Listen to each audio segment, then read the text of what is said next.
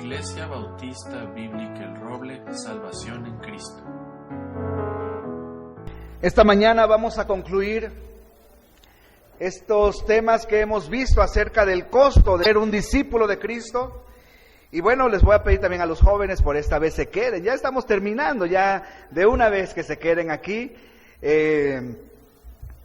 Hemos visto el costo de seguir a Cristo. Seguir a Cristo tiene un costo y un costo alto, hermanos. Porque nuestra salvación tuvo un costo muy alto, ¿no es verdad? Fuimos comprados con precio. Yo no sé qué cosa tengas en tu posesión que hayas adquirido que tenga un gran precio. ¿Sí? Bueno, de lo material, si algo tenemos, algo material, lo que sea. ¿Qué es lo que te ha costado más comprar? Una casa, ¿verdad? Una casa, un carro, o lo que sea. Es lo que más te ha costado. Te has esforzado, has pagado tal vez mes con mes una mensualidad, o has juntado, o no sé, te ha costado verdaderamente. Bueno, ese esfuerzo, ese trabajo, todo no se compara con el alto precio que Dios pagó por nuestra salvación. Así que fuimos comprados por un precio. Y al ser creyentes en Cristo, al ser discípulos de Cristo, tenemos que pagar el costo de seguirle. Tenemos que pagar el costo de ser fieles, el costo de ser agradecidos, el costo de ser obedientes a nuestro Dios. Durante estos domingos, hermanos, hemos estudiado acerca de el llamamiento que Jesús le hizo a sus discípulos.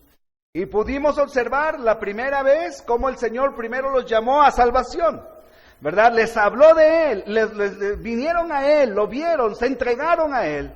Después el siguiente llamado fue un llamado a conocerle más, a conocerle más.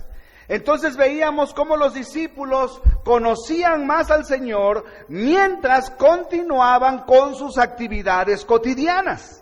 ¿Sí? Es importante esto, lo veíamos ahí marcado en la Biblia, pero ellos decidieron darle más tiempo al Señor y conocerle más. Y recuerdo que ese domingo una buena cantidad de hermanos estuvieron aquí al frente diciéndole: Señor, yo quiero conocerte más.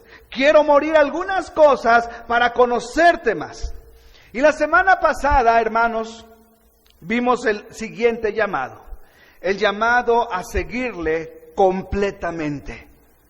El llamado a seguirle completamente. Y es cuando el Señor Jesucristo una vez más va por el mar de Galilea y están allí sus discípulos trabajando y hace un gran milagro, esa pesca milagrosa donde Pedro y todos los demás se sorprenden y Cristo les dice: bueno, ahora yo los haré ¿qué cosa? Pescadores de hombres. Y dice puntualmente la Biblia: y dejándolo todo, le siguieron. Y dejándolo todo le siguieron.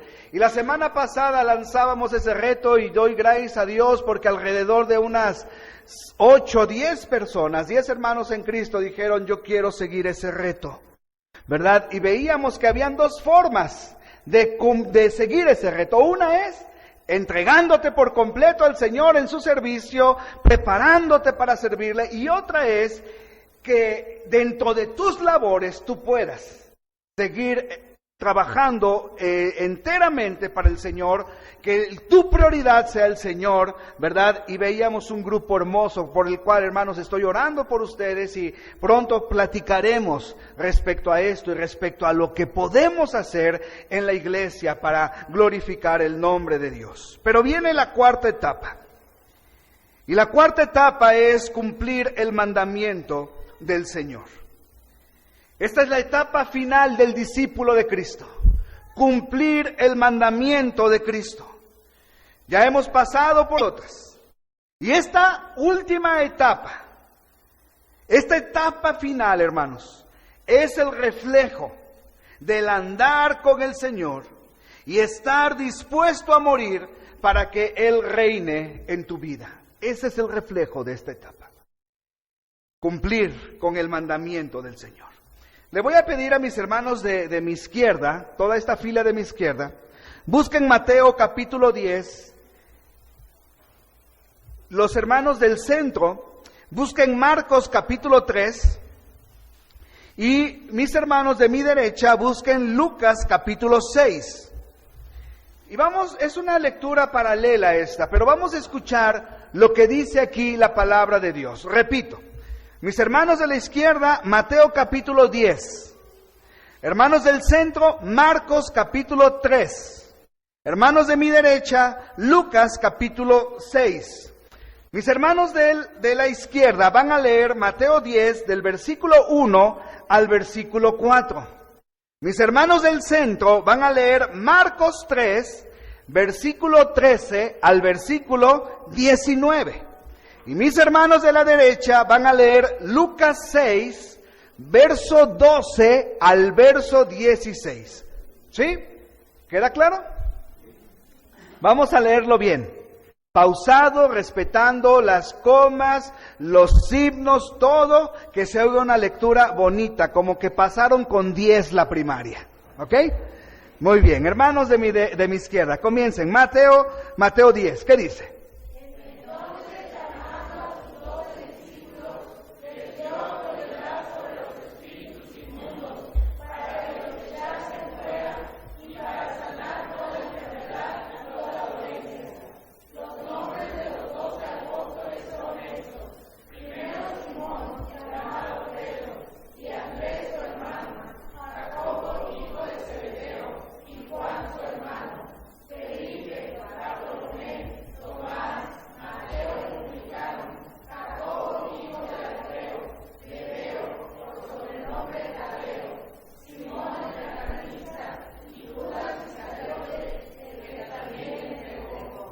Muy bien, los del centro, por favor, léanlo.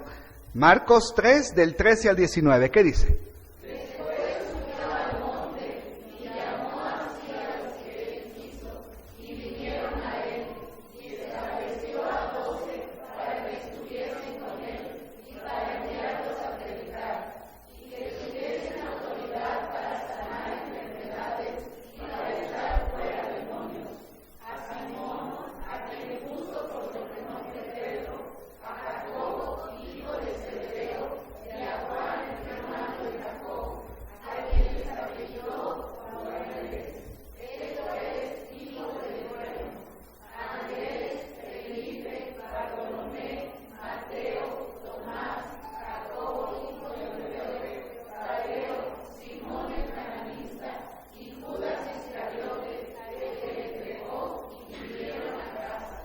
Muy bien, ahora Lucas 6, del 12 al 16, por favor, hermanos.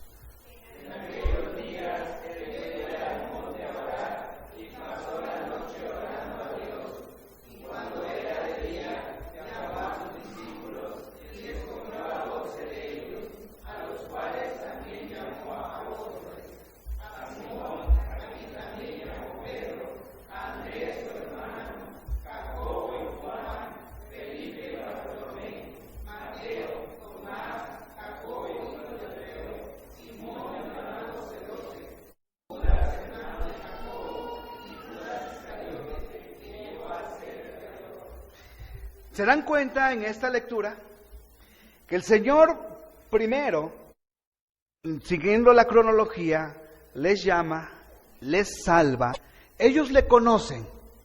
Y después dice el Evangelio de Lucas que pasó la noche orando. Y después de orar al Señor, escogió a 12. ¿Y qué hizo con esos 12? ¿Cuál fue la indicación que el Señor Jesucristo les dio a los 12? ¿Cuál fue la indicación, hermanos? ¿Cumplir el mandamiento de qué? De ir y predicar, ir y predicar. Ahora, estos versículos que estamos leyendo están inmersos dentro de los 3 años de ministerio del Señor Jesucristo. ¿Sí? El Señor los llama, el Señor los capacita y luego el Señor los envía a predicar el Evangelio. Les da una autoridad, les da un poder para ir y predicar el Evangelio. Y esta es la última etapa del discípulo de Cristo. Esta es la etapa final del discípulo. Ya pasó una preparación, ya conoció al Señor, ya se entregó a Él, ya murió a muchas cosas. Ahora el siguiente punto es ir y predicar el mensaje de salvación. Y aquí podemos incluir para nosotros como iglesia la gran comisión de Mateo 29 y de Hechos 1:8. Al final leeremos estos versículos, pero esta gran comisión, ¿a quién envuelve esta gran comisión? Pues a todos nosotros. Aquí el Señor fue específico a 12, les dio su autoridad y les mandó a predicar, pero luego en Mateo 29 y en Hechos 1:8, ese mandamiento es a toda la iglesia que debemos ir y predicar el mensaje de salvación. Pero lo que es una realidad es que este mandamiento es el más descuidado. ¿Sí o no? El mandamiento de ir y predicar el evangelio es el mandamiento más descuidado. ¿Por qué? ¿Por qué será el mandamiento más descuidado? ¿Por qué no lo hacemos? ¿Por qué es el mandamiento más descuidado? Porque lo entendemos mal. Porque muchas veces este mandamiento lo entendemos mal. Pensamos que solo los pastores y misioneros deben llevarlo a cabo. O si yo quiero llevarlo a cabo, debo ser un pastor o un misionero. ¿No es verdad? A veces lo entendemos mal y decimos, bueno, ¿quién tiene que predicar el evangelio? ¿Quién tiene que compartir el evangelio? Pues los pastores y los misioneros. Y entonces, pues como ellos lo tienen que hacer, pues yo, un simple mortal feligrés fiel cada domingo, no puedo hacerlo. Y si quiero hacerlo, entonces tengo que ser un pastor o un misionero. ¿Y qué miedo da eso? ¿No es cierto? Lo entendemos mal. Pensamos que solamente los pastores y misioneros o evangelistas deben llevar a cabo este mandamiento. O también, ¿por qué no lo hacemos? Porque no quiero asumir el costo de lo que implica llevar el mensaje a los demás. Estamos hablando de costo, hermanos. Y muchas veces no quiero asumir el costo de lo que es llevar el mensaje a los demás. Porque el costo puede ser perder amistades. El costo puede ser perder familia. El costo puede ser diferente en cada uno de nuestro contexto, pero muchas veces no queremos asumir ese costo que implica llevar el mensaje a los demás y nos quedamos en una zona de confort. O también por la comodidad que tengo en desarrollar mi andar con el Señor. A veces nos convertimos en creyentes cómodos. ¿No es verdad? Entramos a una zona de confort. ¿Qué peligro es la zona de confort, no es cierto? Es peligrosa la zona de confort. Cuando ya lograste algo, cuando ya llegaste a la cúspide, cuando piensas que ya lo lograste, todo. La zona de confort es muy peligrosa. Recordemos al rey David. Recordemos al rey David, hermanos. Él fue un hombre y lo siguió siendo a pesar de esa caída. Un hombre que Dios le determinó como el hombre conforme al corazón de Dios. Imagínatelo nada más. Un hombre escogido por Dios para ser el rey de Israel. Y dice la Biblia que cuando ya había conquistado todo, cuando ya era poderoso y llegó el tiempo en el cual los reyes salen a la batalla, él decidió ¿qué cosa, hermanos? Quedarse en su palacio.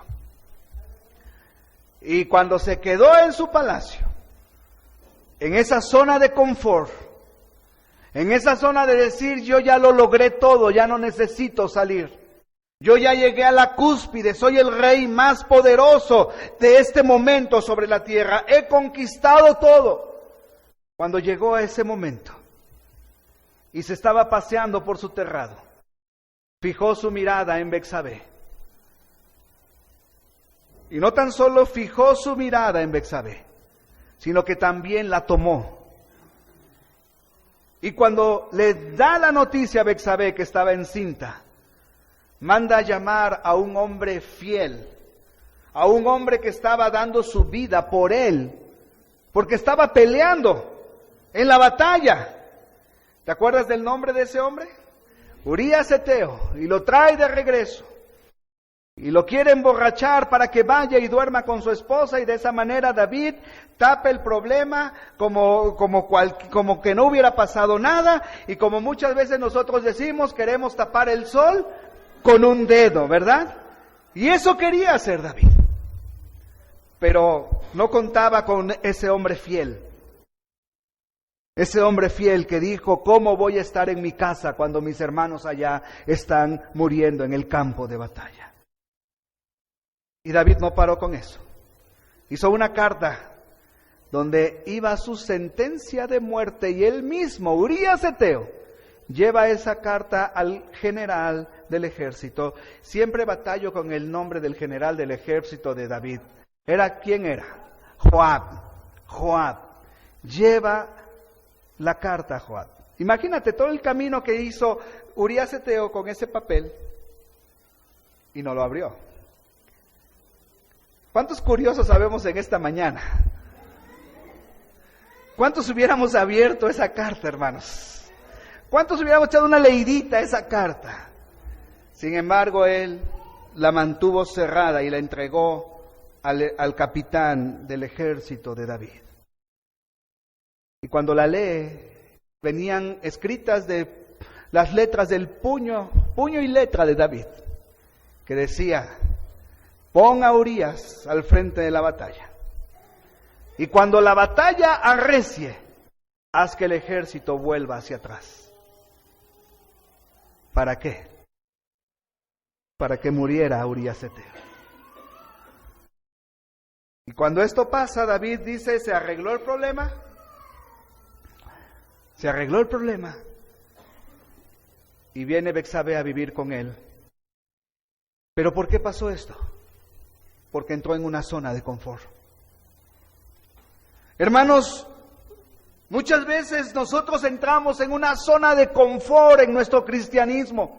Entramos en una zona en la cual pensamos que estamos bien, que llevamos una vida buena, que estamos cumpliendo con lo que Dios nos pide, que tal vez no hacemos tantas cosas, pero lo básico lo hacemos. Y nos conformamos tal vez viniendo los domingos al templo, y de esa manera pensamos que cumplimos con nuestro mandato delante del Señor.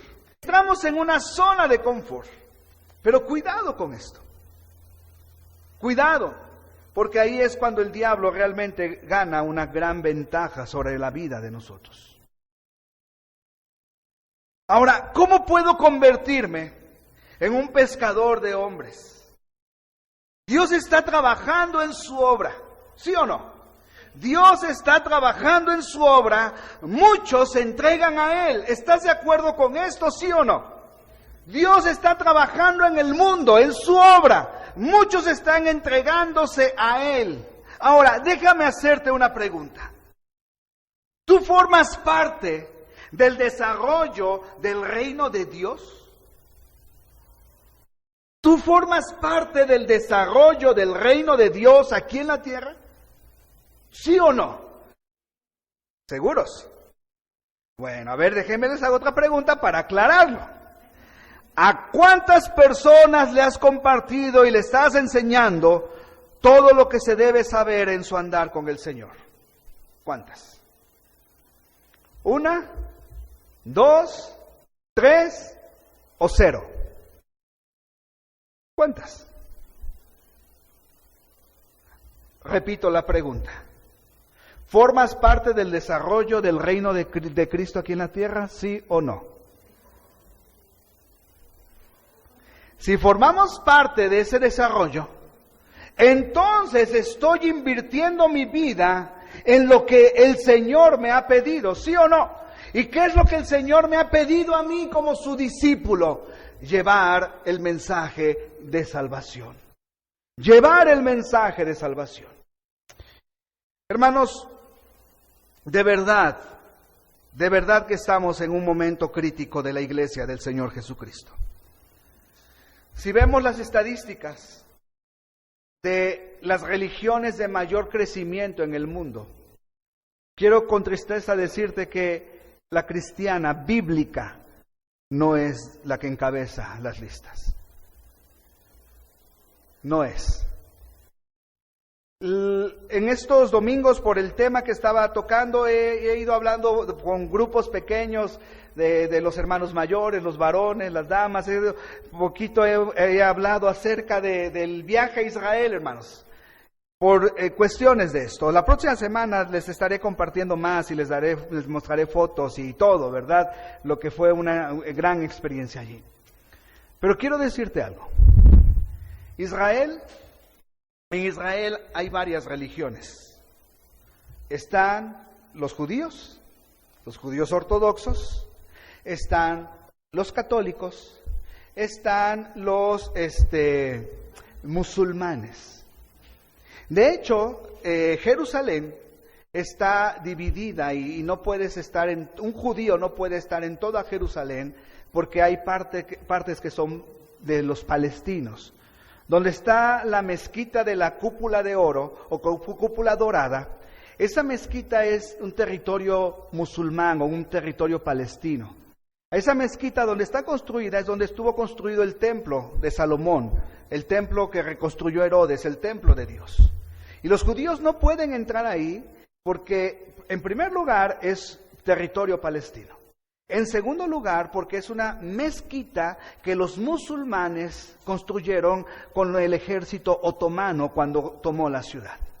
Por eso los judíos están en el muro de los lamentos orando todos los días, porque ese muro de los lamentos ellos dicen que es lo más cercano al lugar santísimo del templo. Por eso oran ahí ellos. Pero en Israel están judíos, están musulmanes, están católicos y hay cristianos también. Pero algo que llamó mucho mi atención es mirar a los musulmanes. Muchos de ellos, no sé si lo notaron hermanos, hermano José, hermana Claudia, muchos de ellos traen una marca aquí en su frente. Traen una marca en su frente. Pero no es una marca que ellos se pusieron. Es una marca porque en la ciudad tú vas a escuchar bocinas que están llamando a la oración los musulmanes. Y entonces estos hombres, nos tocó verlos en un recorrido que hicimos por la noche.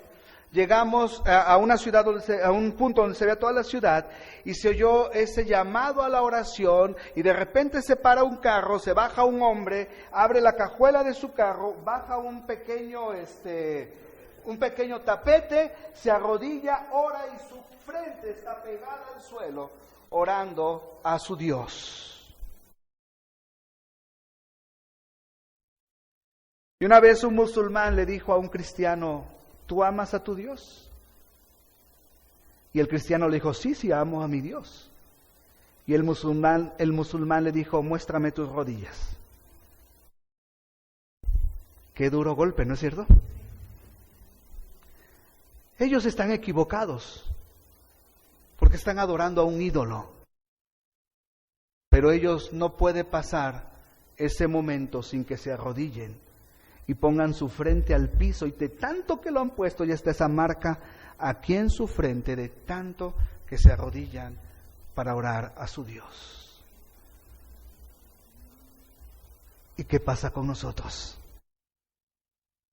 ¿Y qué pasa con nosotros los cristianos? ¿Cómo estamos nosotros? ¿A cuántas personas le has compartido del Evangelio? ¿A cuántas personas le estás enseñando lo que debe saber en su andar con el Señor? Hermanos, esto lo podemos llevar a la práctica incluyéndolo en todo lugar donde te desenvuelves, y ese es el punto importante y crucial de este mandamiento. El mandamiento que el Señor dio es un mandamiento para todos sus discípulos, para todos sus creyentes, y esto no es solamente para un grupo selecto, es para todos, y esto lo podemos llevar a la práctica en el lugar donde donde tú y yo nos estamos desenvolviendo, buscando oportunidades para hablar de quién es Dios, cómo nos ama. Si ya conoces a Jesús, si has pasado un tiempo de cercanía con Él, si has buscado su rostro siempre, entonces no tendrás un problema de hablar quién es Dios, cómo nos ama, qué está haciendo en este mundo.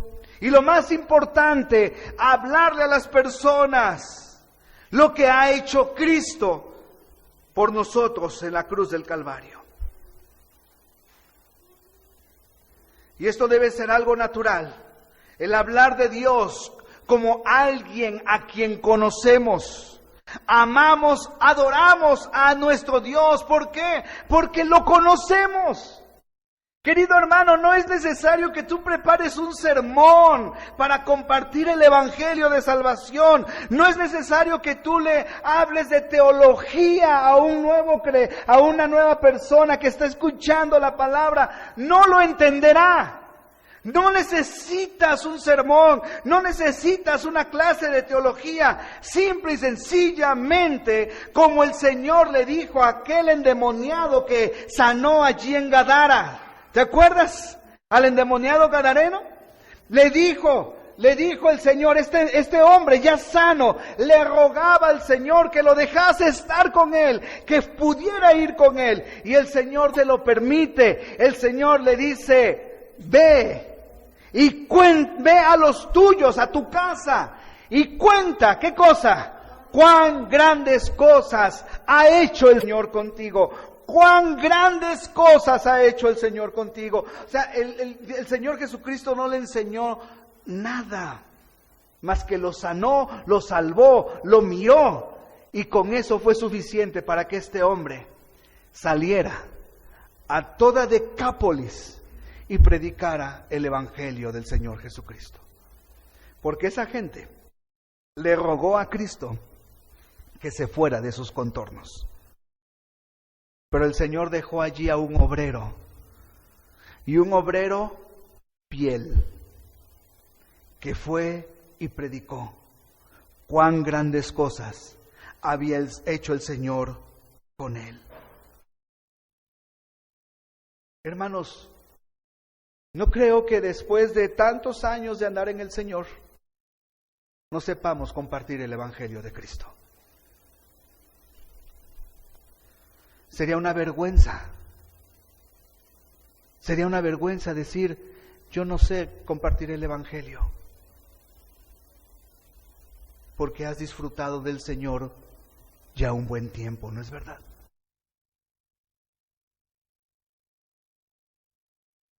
El Señor Jesucristo dejó muy claro, vayan a Mateo capítulo 5, hermanos, por favor. Vamos a recordar porciones importantes. Mateo capítulo 5, verso 13.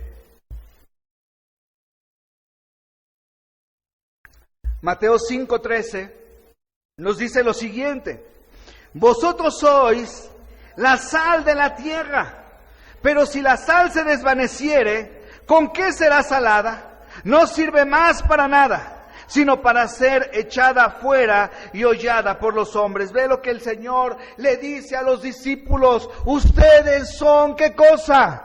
La sal de la tierra, la sal de la tierra. Entendamos el contexto de sal en esos tiempos. La sal servía para preservar los peces. Ahí eran salados y de esa manera la carne no se contaminaba, la carne no entraba en un estado de putrefacción y lo podías consumir después. Y dice el Señor, ustedes son la sal de la tierra, nosotros somos la sal de la tierra.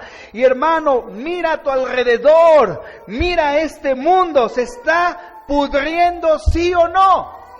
¿Se está descomponiendo sí o no? Entonces, si tú y yo somos la sal, ¿qué debemos hacer? ¿Qué debemos hacer? Conservar, salar, evitar la putrefacción. Pero si no lo hacemos, ¿qué dice el versículo? No sirve para nada. no sirve para nada, sino para ser echada fuera y hollada por los hombres. O sea, cuando la sal dejaba de salar, lo que hacían era tirarla en el camino para que los hombres la pisaran y formara parte del camino. Eso queremos. Somos la sal. Pero si no estamos haciendo esto, entonces no estamos sirviendo para nada, hermanos. Y dice el versículo 14 de ahí de Mateo 5, vosotros sois la luz del mundo. Una ciudad asentada sobre un monte no se puede esconder, ni se enciende una luz y se pone debajo de un almud, sino sobre el candelero, y alumbra a todos los que están en casa. Lee el 16 conmigo, ¿qué dice? Así alumbre vuestra luz delante de los hombres, para que vean vuestras buenas obras y glorifiquen a vuestro Padre que está en los cielos. Nosotros somos, ¿qué cosa según este versículo? ¿Qué somos? La luz. ¿Y la luz para qué sirve? Para alumbrar. ¿De qué te sirve estar en un bosque a oscuras y te acuerdas que llevas tu celular, que ya todos traen lámpara, pero tu celular no trae pila? ¿De qué te sirve traer una lámpara en el celular si no tiene pila? ¿De qué te sirve? Absolutamente de nada. ¿De qué sirven los cristianos en un mundo de tinieblas? En una generación perversa y maligna, como lo dice Pablo en Filipenses. ¿De qué sirven los cristianos en este mundo si no están alumbrando? ¿De qué sirven? ¿De qué servimos, hermanos? De nada. ¿Me explico? De nada.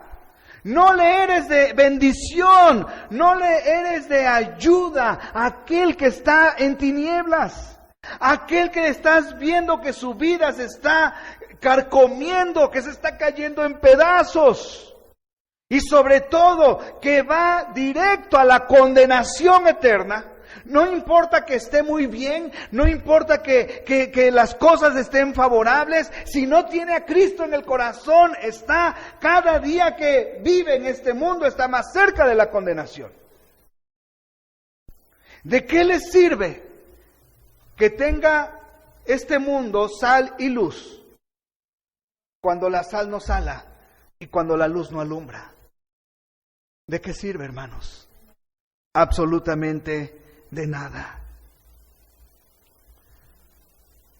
La difusión del Evangelio en el libro de los Hechos ocurrió principalmente gracias a personas comunes, llenas de poder, que proclamaban con sus labios y con sus vidas el Evangelio donde quiera que iban.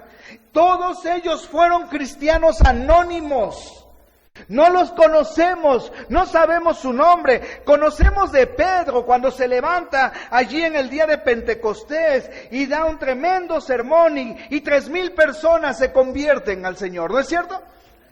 Y luego vuelve a predicar el apóstol Pedro y 4,000 varones, ya no se contaron a todos, 4,000 varones se entregan al Señor, con sus familias se entregan al Señor. Por eso la iglesia creció de una manera exponencial. Pero cuando llega el momento de ir y compartir el Evangelio con la persecución, ¿qué nos dice la Biblia? Mira, busca por favor Hechos capítulo 8. Hechos capítulo 8. Y vamos a leerlo desde el versículo 1. Hechos capítulo 8, verso 1. ¿Qué dice la palabra de Dios, hermanos? Y Saulo consentía en su muerte, la muerte de Esteban. En aquel día hubo una gran persecución contra la iglesia que estaba en Jerusalén. Y todos fueron esparcidos por las tierras de Judea y de Samaria, salvo los apóstoles. Y hombres piadosos llevaron a entregar a Esteban, e hicieron gran llanto sobre él. Y Saulo asolaba la iglesia, y entrando casa por casa, arrastraba a hombres y a mujeres, y los entregaba en la cárcel. Pero los que fueron esparcidos, iban por todas partes, ¿qué? Anunciando el Evangelio. A ver, repite otra vez ese versículo, hermano. ¿Qué dice el verso 4? Léelo una vez más.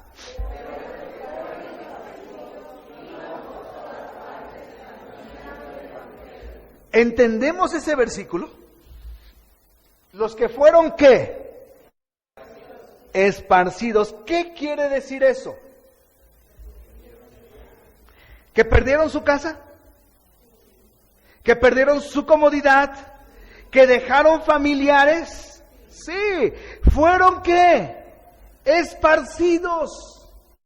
Y no escuchamos lamentación, ¿no? No escuchamos, ay, mira, esto me hizo por ser cristiano. Mira, yo estoy tan fiel y mira cómo me paga Dios. ¿Escuchamos esto? No, ellos que fueron esparcidos iban por todas partes anunciando el Evangelio. Anunciando el Evangelio.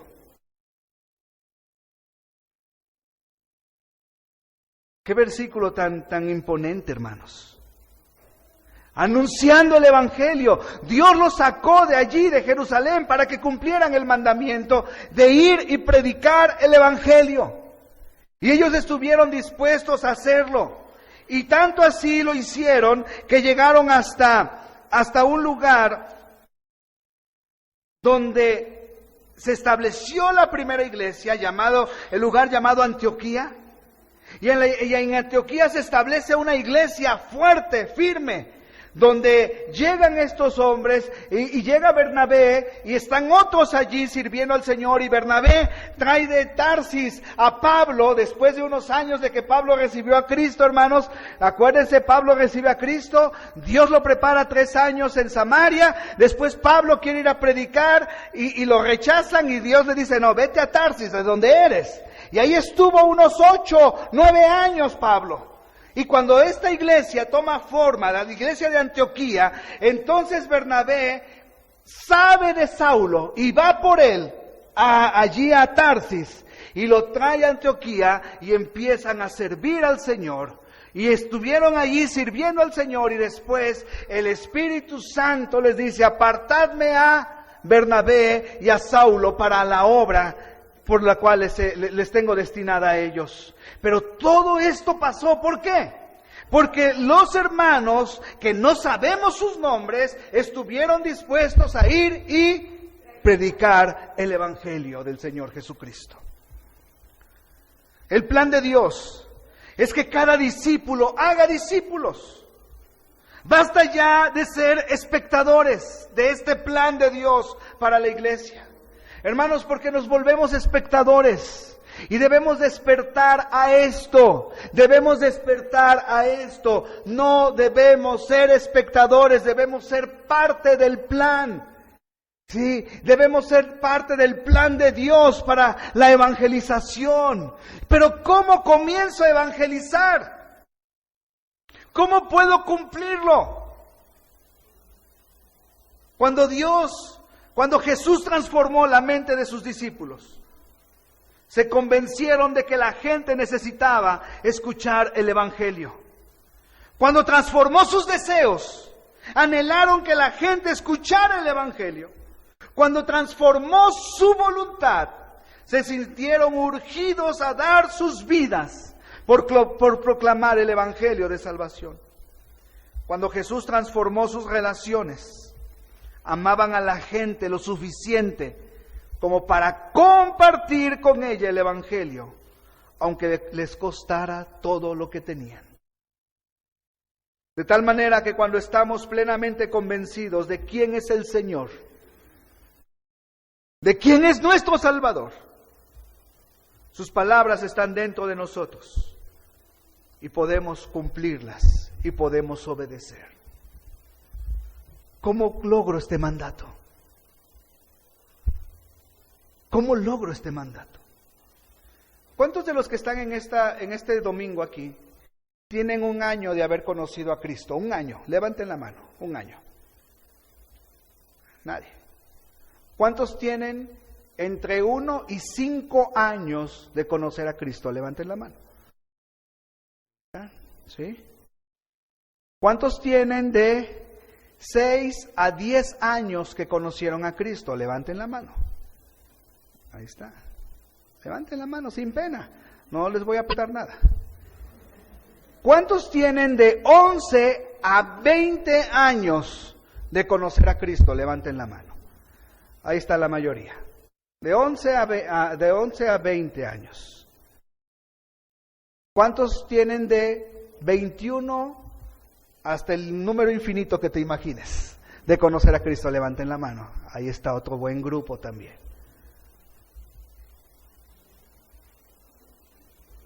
Creo que esta iglesia conoce a Cristo y conoce a Dios. ¿Por qué no lo estamos compartiendo? ¿Por qué no lo estamos compartiendo? En la iglesia, hermanos, habrá esfuerzos evangelísticos. En la iglesia habrá esfuerzos evangelísticos de tocar puertas, de tener predicaciones evangelísticas, de hacer cosas para el evangelio. Pero eso no es suficiente.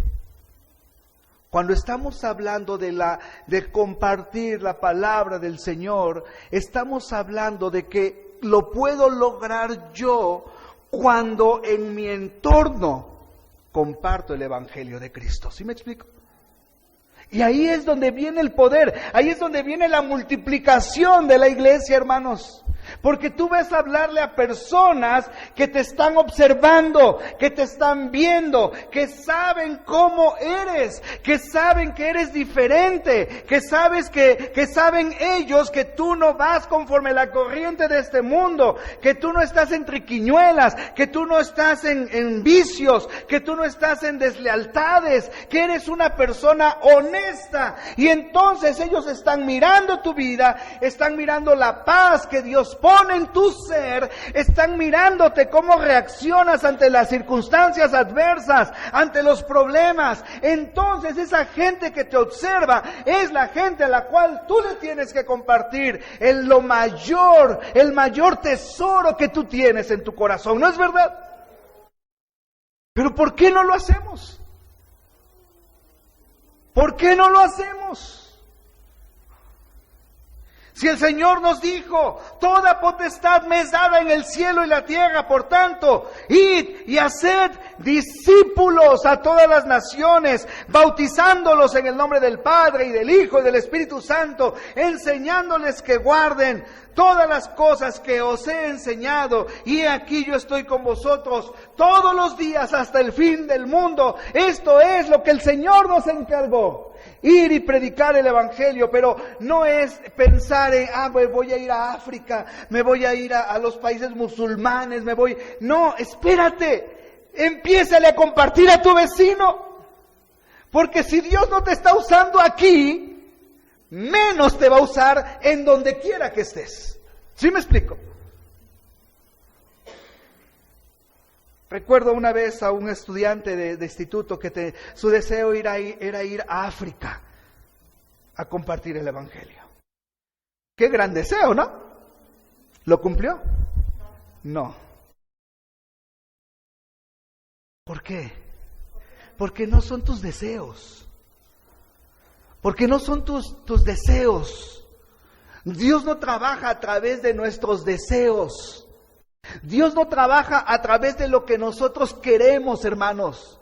Dios trabaja de acuerdo a su plan divino y perfecto para nuestras vidas. Y si Dios va a querer que tú te vayas a otro lugar, Él va a poner los medios, Él te va a tener trabajando en donde estás, y va a poner los medios, y va a poner una carga en tu corazón, y va a haber una capacitación de parte de Dios en tu corazón, para que el día en el que menos te lo esperes, la puerta esté abierta para que tú vayas y prediques el evangelio a donde Dios te está poniendo, donde Dios te está enviando. Y entonces ese es el punto crucial del discípulo de Cristo. Hermanos, ¿por qué hay tanto fracaso? Y voy a decirlo con todas las palabras. ¿Por qué hay tanto fracaso en el pastorado? ¿Por qué tantos pastores fracasan? Porque están en el pastorado por su deseo y no por un llamado de Dios. Cuando Dios no te llama, mejor no te muevas de tu lugar. Muévete cuando Dios te está llamando a hacer algo. Y así como el gran Moisés, cuando Dios le dice una vez, ya anda, vete con tu pueblo. Yo no sé cómo Moisés trabajaba en su mente cuando hablaba con Dios. Porque en unas ocasiones Dios le decía, este es tu pueblo. Y en otras ocasiones Dios decía, este es mi pueblo. No sé cómo Moisés hacía en su mente con esto, pero en esa ocasión Dios le dice a Moisés, ándale, vete con tu pueblo. ¿Te acuerdas lo que Moisés responde? Si tú no vas con nosotros, yo no doy ni un solo paso, Señor, por mi propia cuenta. Queridos hermanos, Dios hará su obra a medida que nosotros estemos trabajando. Tenemos una bonita asistencia este domingo, bendito sea Dios. Habremos alrededor de 80 personas aquí en el templo esta mañana. ¿Qué pasaría si ustedes esta semana, hoy es el primer día de la semana, ¿sí o no? Quiero darles un dato que aprendí hoy en la mañana de un pastor. Porque muchos dicen, me voy a ir de fin de semana, a descansar de fin de semana. Ok, déjame decirte algo, el domingo no es fin de semana. El domingo es el primer día de la semana. El fin de semana es el sábado. ¿Sí? Ahí se acaba la semana. Hoy es el primer día de la semana, así que la próxima vez que planees tu fin de semana, planéalo en sábado. Y en el primer día de la semana, vente a la iglesia. ¿Por qué les dije esto, hermanos? Déjenme acuerdo ahora de lo que les estaba yo diciendo. Si cada uno, hoy el primer día de la semana, estamos más de 80 aquí. Si cada uno de nosotros, esta semana, compartiéramos el Evangelio a 2 personas, o a 3 personas, y esas personas se convirtieran al Señor y vinieran a nuestra iglesia, ¿ya habría una multiplicación, sí o no? Entonces, si en lugar de ser 80 seríamos, si 2 vienen nada más, ¿cuántos seríamos? ¿Cuántos seríamos? Ya no cabríamos aquí. ¿Sí me explico, hermanos? Porque así es como Dios trabaja a través de una multiplicación. Dios multiplica, Dios nos suma. Pero la multiplicación la debemos hacer todos nosotros. Todos nosotros. ¿Y con quién debemos empezar? Con los que están cerca de nosotros. Hace unos domingos atrás, unos meses atrás, predicaba un tema que se llamó Primero los Nuestros. No sé cuántos recuerden ese tema. Primero los Nuestros, basado en el endemoniado gadareno. Primero los nuestros. Yo quiero recordarte eso. Primero los nuestros. ¿Dónde están tus hijos? ¿Dónde están tus nueras? ¿Dónde están tus nietos? ¿Dónde están tus familiares cercanos? ¿Dónde están? Primero los nuestros, hermanos. Vamos allí, vamos a trabajar, vamos a hablarles de Cristo, vamos a enseñarles de Cristo. Y así conforme las personas que están a tu alrededor, tu compañero de trabajo que escuche de Cristo, el vecino que escuche de Cristo, los que están alrededor de tú que escuchen de Cristo, hermanos. Y entonces veremos cómo cumpliremos esta gran comisión y cómo estaremos siendo obedientes a lo que el Señor pide. Hermanos, recuerden, somos salvos en Cristo. Conocemos al Señor. Hay quienes han tomado decisión para comprometerse más con el Señor y entregarle más de su tiempo. Pero esto es para todos. Tenemos que ir y compartir el Evangelio a las personas. Ya salgamos de nuestra zona de confort, hermanos. Ya compartamos el Evangelio. Tú tienes personas a tu alrededor que no conocen a Cristo. Ve y háblales. Compárteles. Y entonces, hermanos, sin lugar a dudas, Dios bendecirá.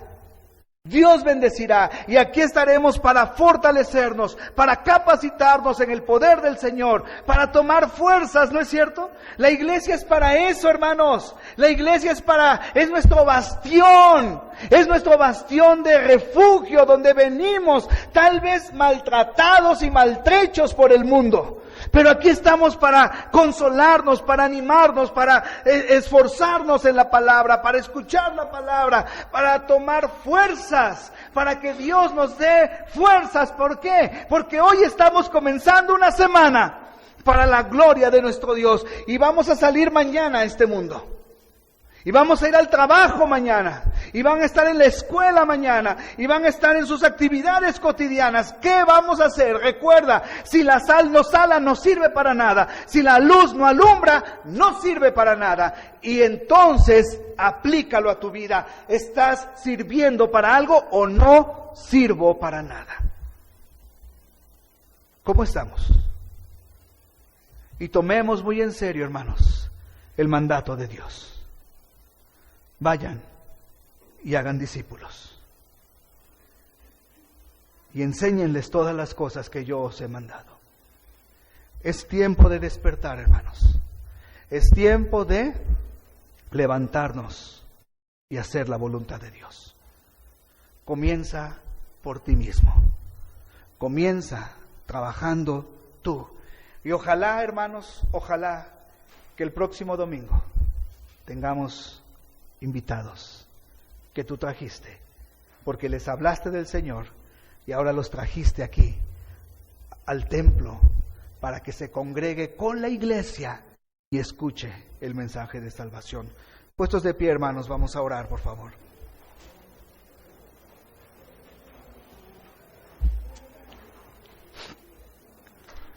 Señor, te doy gracias por tu palabra. Estos domingos, Señor, hemos hablado acerca del reto de ser y del costo de ser tus discípulos. Padre Santo, primero tenemos que ser sinceros. Y primero tenemos que llegar ante ti con un corazón verdaderamente contrito y humillado y diciéndote, Padre, perdónanos, porque no estamos cumpliendo con tu mandato. Señor, perdónanos y ten misericordia de nosotros. Señor, perdónanos. Y Señor, yo quiero en esta mañana que pedirte con toda humildad que tu Espíritu Santo trabaje de una manera extraordinaria en el corazón de nosotros. Tu Espíritu es el que nos convence. A través de tu Espíritu tú pones en nosotros el querer como el hacer por tu buena voluntad. A través de tu palabra nos confrontas para vivir en santidad y en obediencia. Pero esta mañana yo quiero suplicarte, mi Dios, que tu Espíritu trabaje en nuestros corazones. Y que nos mueva, Señor, que nos mueva a hacer tu voluntad perfecta. Y que con un andar digno podamos pararnos delante de ti y decirte, Señor, he cumplido, he hecho la labor que tú querías que yo hiciese. Y que nos podamos presentar, mi Dios, cada día delante de ti como obreros aprobados, que no tienen de qué avergonzarse. Padre, yo te suplico que visites nuestra iglesia, Señor. Que hagas algo extraordinario en esta tu iglesia, mi Dios.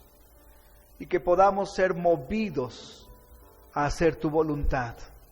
Ayúdanos, que no caiga en oídos sordos, sino que tu palabra, mi Dios, halle cabida en nuestro corazón. Padre Santo, tú has escuchado la oración de tus hijos. Ayúdanos a serte fiel. Ayúdanos a serte obedientes. Que cumplamos con este gran reto y esta gran tarea. Por favor, Señor. nos ponemos en tus manos. En Cristo Jesús, Señor nuestro. Amén. Síguenos en nuestra página web ibbelroblesalvacionencristo.org. Que Dios te bendiga.